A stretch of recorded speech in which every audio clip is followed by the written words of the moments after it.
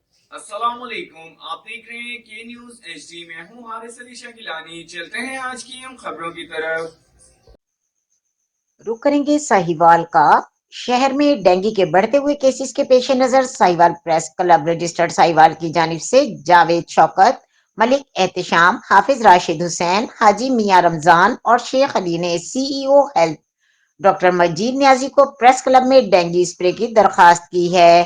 Doctor مجید نیازی نے فوری ایک خصوصی ٹیم روانہ کی جس نے پریس کلب کی عمارت اور اطراف کے علاقوں میں ڈینگی کے خاتمے کے لیے اسپرے مکمل کر لیا ہے۔ اس موقع پر انتظامیہ نے کہا کہ اب ساہیوال پریس کلب کی عمارت کو ڈینگی فری بلڈنگ قرار دیا جا سکتا ہے۔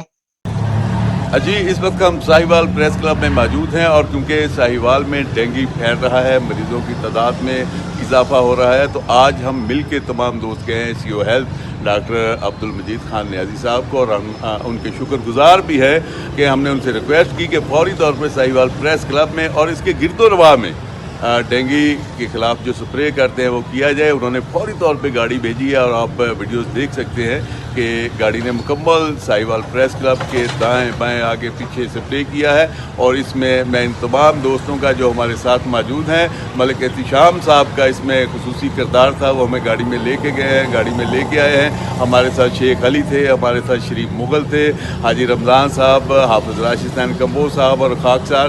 تو اب آپ پریس کلب میں دن رات بلا خوف و خطر بیٹھ سکتے ہیں، ڈینگی کا جو ہے وہ سپرے ہو چکا ہے یہاں پہ۔